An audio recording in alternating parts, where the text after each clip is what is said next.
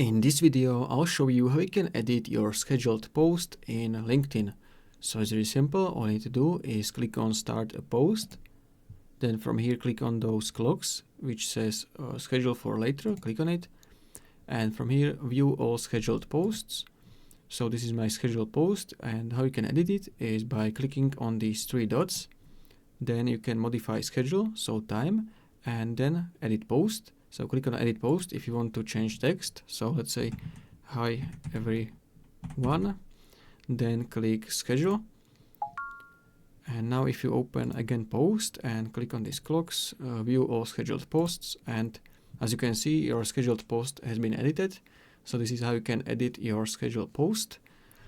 Now you can also edit time, so modify schedule, and I can choose instead 8 p.m, let's say 9 p.m. So I'm going to choose 9 p.m. and click next, schedule. And this is how you can edit your schedule in LinkedIn. So if you found this helpful, consider subscribing for more tutorials.